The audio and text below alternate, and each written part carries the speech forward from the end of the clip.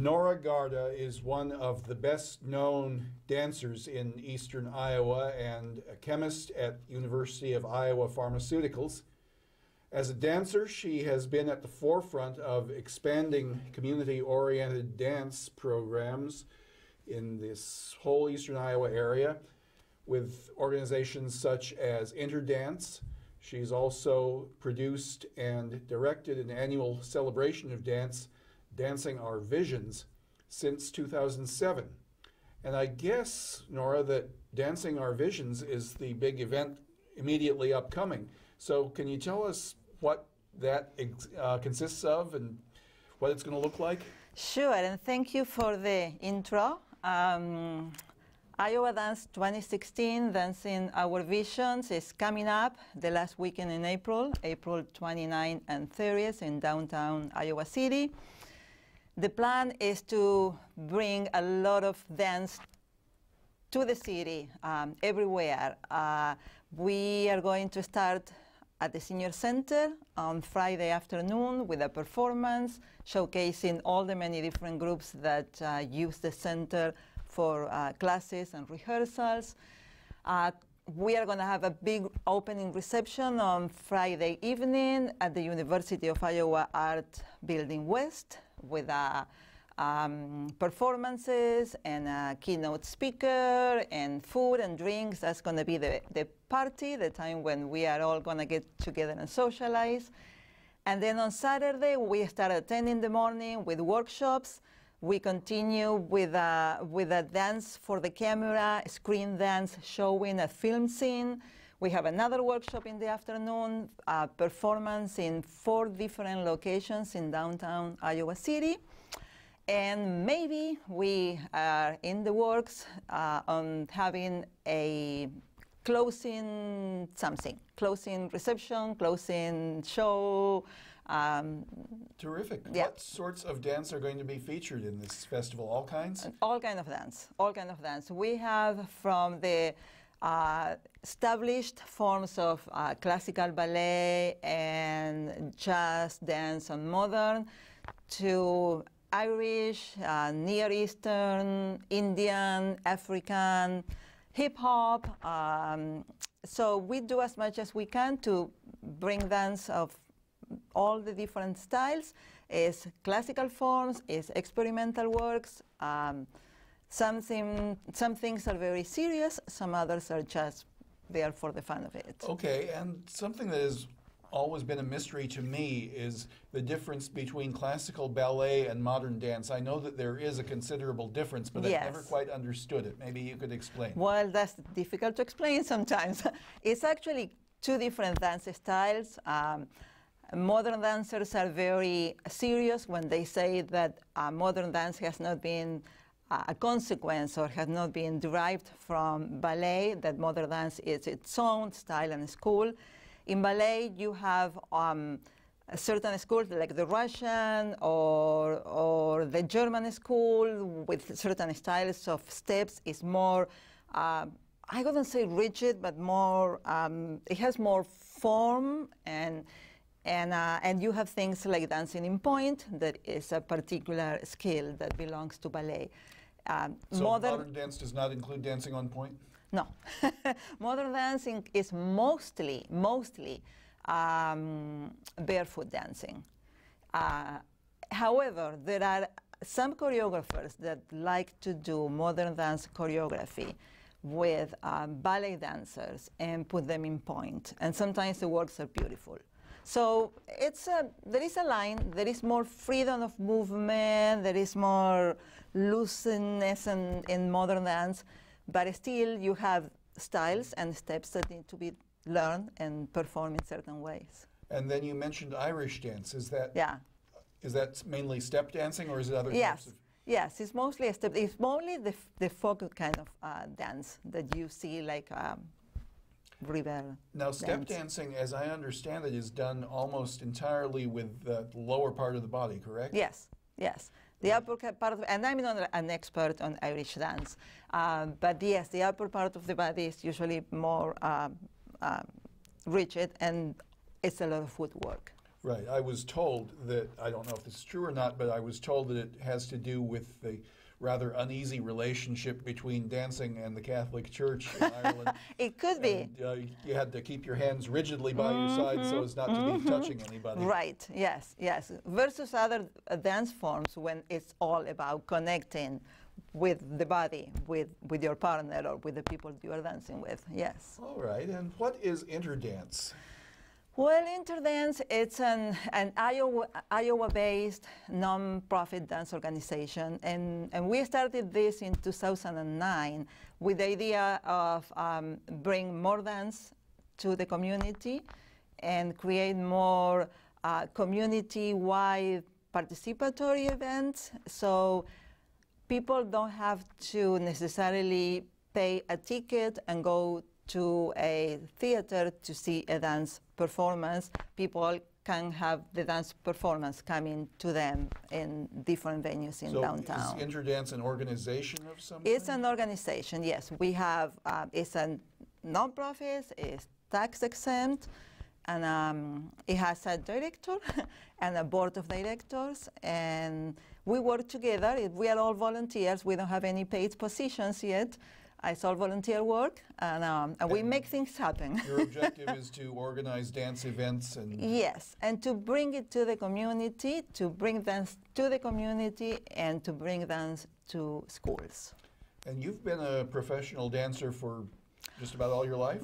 Oh, yes, I went to dance before going to school.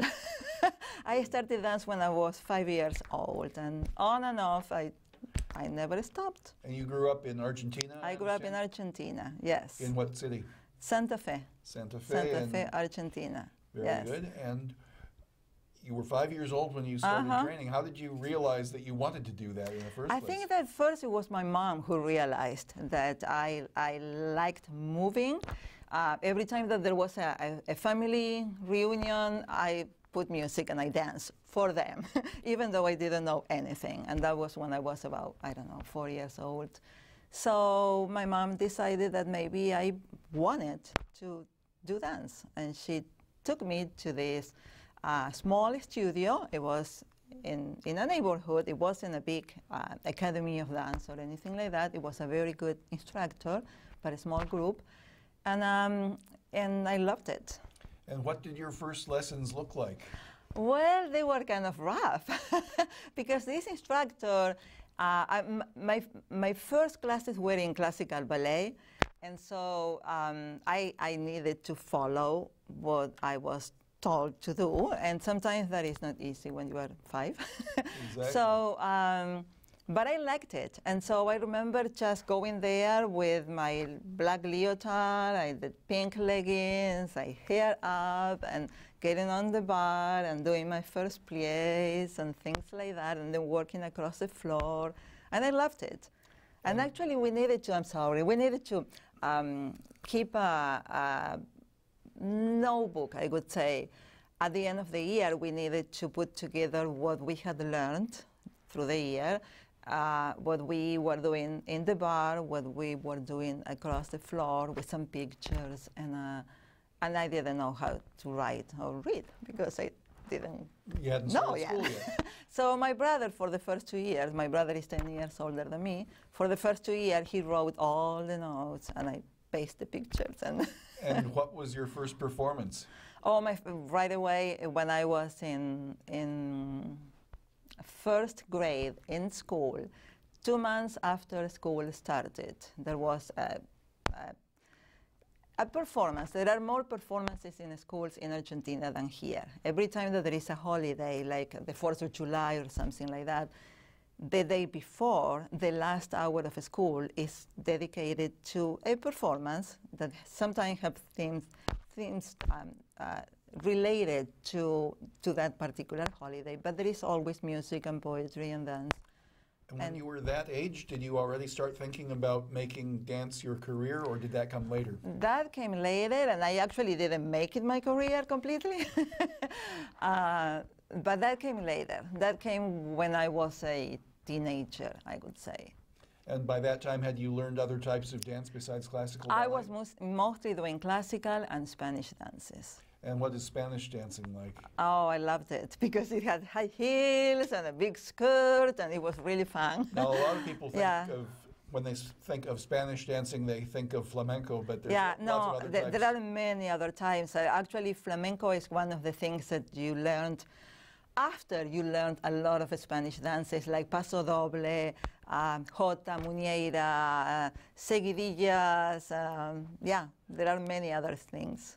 Now, flamenco is largely, it's the guitar work and the singing, Yes. and the dancing accompanies it. And can you describe that sort of dancing just a little bit? Yeah, I'm not an expert in flamenco either, but I could say the dancing, you follow the music and you follow the words with palms and with footwork. And you have things, you count certain things, like the clapping goes like 1, 2, y 3, 4, 5, 6, 7, 8, 9, 10, 1, 2, 1, 2, y 3. It's very irregular. And I had noticed that. yes, it's very difficult to get in the rhythm and follow the music when you are doing the dancing. Right, But and I'm somewhat familiar also with the dancing of Galicia in northern Spain. Are you at all familiar with that? No, what are the that names that we are talking about? Well, we're talking about the around the San Sebastian area, where there's a lot of Galician people, and they speak a dialect of Portuguese rather than of Spanish. And the dancing, in large part, looks more like Highland dancing than any other type of Spanish dancing. But Argentina has a tremendous long tradition of dance also. Maybe you could tell us a little about that. It's not just tango, but... It's not just tango. Tango is the thing that most people know, and it's the most popular thing all over the world. But and there is a lot of folkloric dance, and I actually have been doing some of that here in Iowa City, just to make sure that people understand that it's not all tango, that tango is mostly the music and the dance of Buenos Aires, that is, the capital.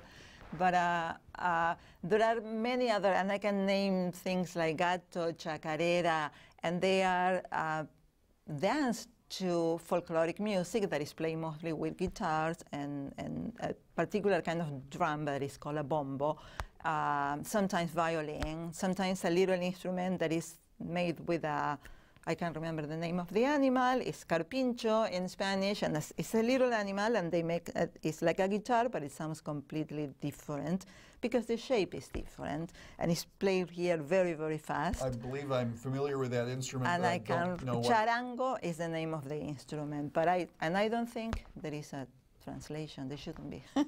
Yes. Tango is a dance that originated in Buenos Aires and then became popular all over the world. Can you tell us a little about that dance and why so many people find it interesting? Well, yes, tango started in Buenos Aires. It was danced by the lowest levels of society and started mostly between two men. And therefore, because of the beginnings, it was not popular in the country in general. After some time, it became very, very popular in France. And it was mostly due to Carlos Gardel, who was an amazing tango singer, and he became popular. And tango as a music and as a dance became very popular there. When it gets so unique in Europe, Argentina says, hey, it's our music. We should do it. And so it goes back to Argentina with a lot of success, and people start doing it. It represents a lot of the nostalgia that we have in Argentina. We are a little nostalgic as people. I'm very happy too, but we have that, and tango represents a lot of that. And it's a very sexy dance, or it can be. Yes, it can be very sexy, and it is very sexy. It's very close. My dad used to say, he was a good tango dancer. He used to say that a good tango dancer needs only a tile to dancing. And so he was very against the tango for stage or things very acrobatic, because... And it leaves a lot of room for improvisation. You can make up your own steps. I remember once a very skilled tango dancer Yeah. telling me that there are no mistakes in tango. Right, yes, yes. It's good to have a partner and to dance a lot with the same partner or with a group, because then you learn a few tricks and a few things that sometimes you can't do if you are not dancing regularly. Well, I've discovered but yes. I didn't really feel that I had lived until I danced the tango wearing a kilt. So just Sure. in case anybody out there owns a kilt, learn the tango Yeah. and dance it in your kilt. Yes.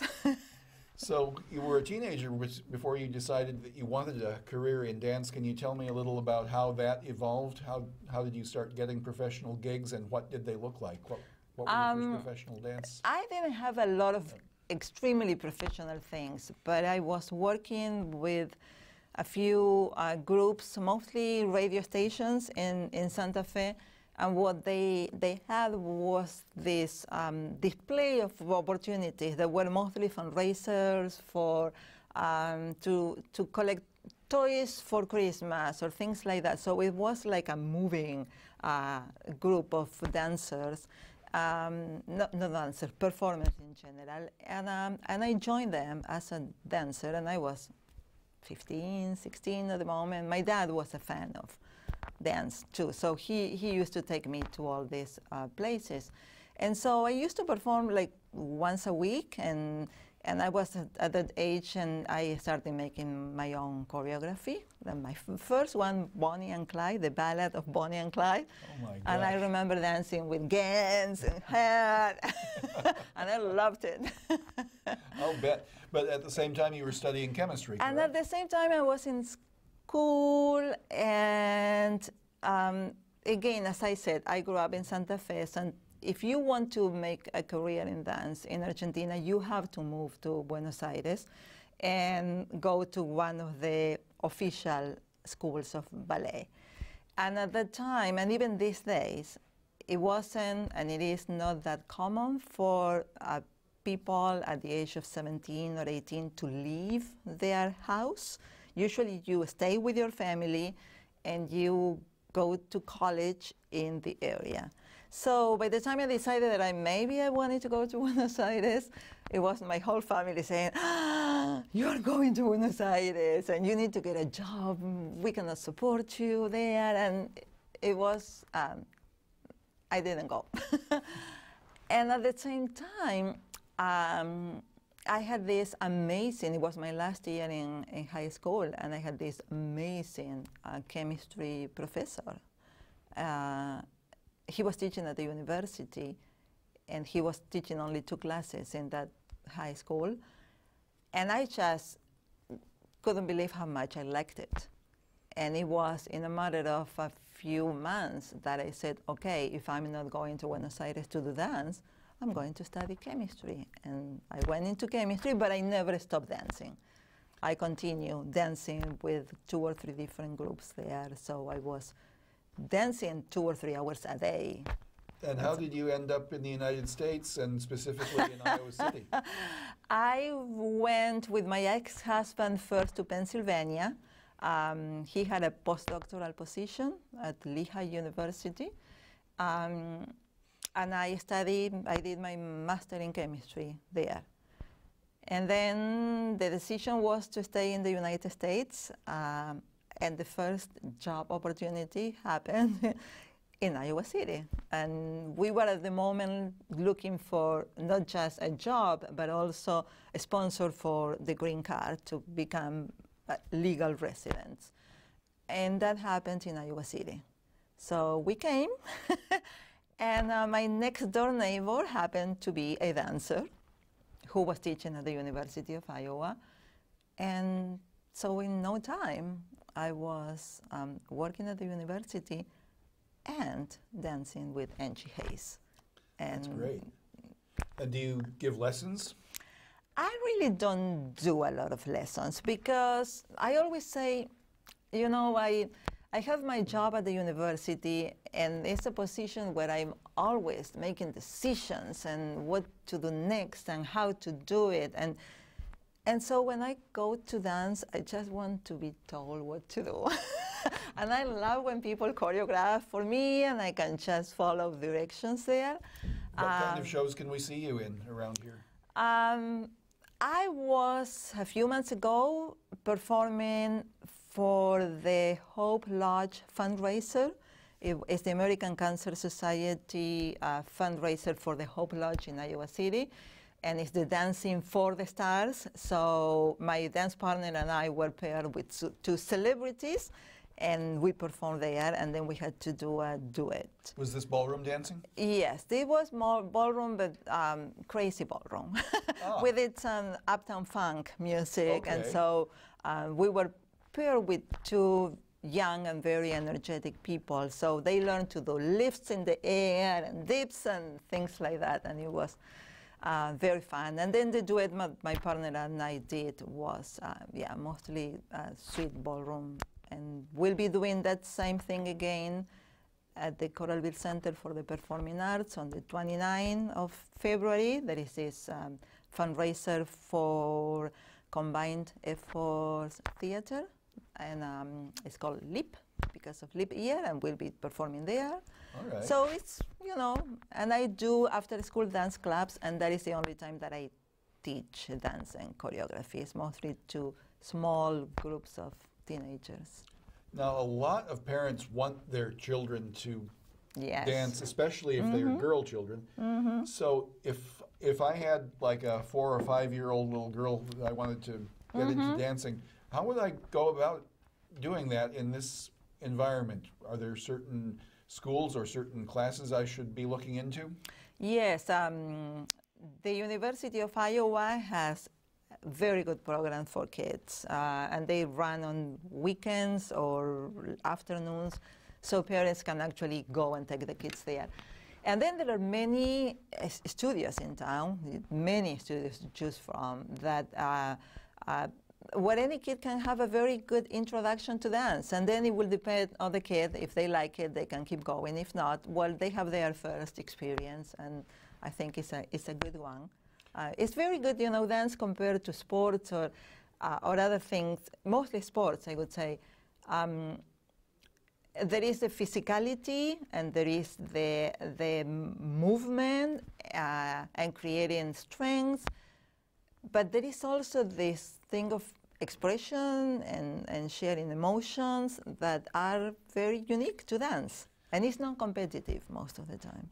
Of course, and then there's another type of potential dance student, and that is the engaged couple that wants to be able to dance at their wedding without looking foolish. Yes. And where would you send them? I think that those people can make phone calls to the local dance studios, and in almost all of them, there is a couple or a person who is willing to make packages where they say, okay, 5 classes, 10 classes, bring your music, tell me what you like, we'll get you ready for your big day.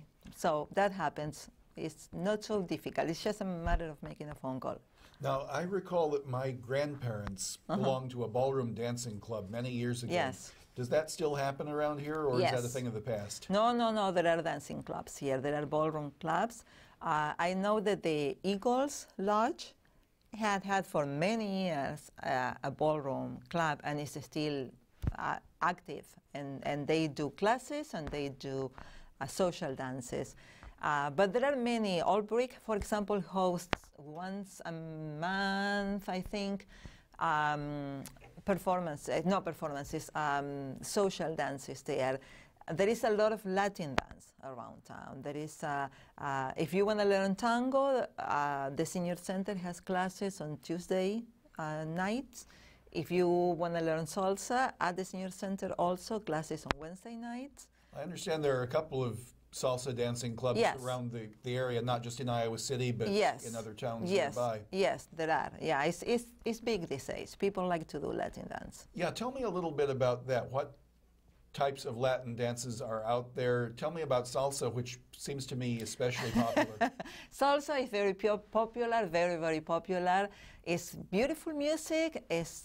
You can count in 1, 2, 3, 4, 5, 6. There is a basic step that you learn, and then you can create a lot of fancy movement around it. And so once you master your feet, and it's not so complicated, It allows for a lot of freedom. Is it fairly difficult to learn the basic step? No, it's not difficult to learn the basic step. No. We teach it to teenagers in school. If they want to learn and they can learn, yes. It's simple. It's simple. And it gets in your body, and it goes very well with the music. So, yeah. And are there tango clubs as well? Yes, there is a tango club that meets every Tuesday at the center, and sometimes they have milongas, that is the social dance, on Saturdays at the center, and also in the Jazzercise studio here in Iowa City. So if you connect with them on Tuesday, then you know when it's happening. There is a group in Cedar Rapids that is doing very well. And also, they have social times all the time. I remember a movie that I saw more than 20 years ago called Strictly Ballroom, about people who make ballroom dance their entire lives, really. Yes. Are there such people? And if you are interested to that extent, is there an outlet for it here? Yes. Contests and all? There are people that are doing that just for a living. Yes, that they teach, they perform. It's not so easy. I mean, it's difficult to do only art and have a living at the same time. Most people have to supplement things with other activities. But there are people that do that professionally and dedicate most of their time to just doing social dancing. And are there dance competitions around here? Yes, there are dance competitions, and many of the studios like Nolte and National Dance Academy and Kate Carroll, they do a lot of competition. They prepare students for competition. In terms of ballroom dancing, I don't think that there is a lot, but there is still possibilities once you are connected with the groups to go places with them. And if you're a student of dance, if say you're a kid, you're maybe just entering your teens and you're starting to take dance really seriously, what are some of the opportunities or schools or conservatories that you should be looking into? How do you chart your course as a would-be professional dancer? Right. I think it depends on what style you want to go into. I know that when it comes to ballet, for example, there are things that you can do here in Iowa City, and sometimes it's good to leave and to do summer camps in big institutions like the New York City Ballet or the American Ballet Theater. They do offer summer camps. So you as a person who might be thinking about having a career in that can go for a summer and see first if you like it, if it's something that you really want to do, because that is very demanding. You spend 8 to 10 hours a day just dancing and taking classes. But if you do, and if you have some qualities, they may invite you back. We have a person, Miriam, I can't remember her last name, Miriam Miller. She is now 17 or 18, and she was just offered a contract with the New York City Ballet. Oh my and gosh. she was here in Iowa City taking classes with Sarah Barragan. And Sarah saw potential and said, you need to go. You That's need terrific. to go. And she did Midsummer's Night, and New York City was, wow, Miriam, and she got an offer. Well, then she can stand as a role model for the rest of for us. so many people And say it is possible. It is possible. On that note, we've got to wrap up. But Okay. Thank you very much, Nora Garda, for being on this show. Thank And you. thank you all. Thank you for having me here.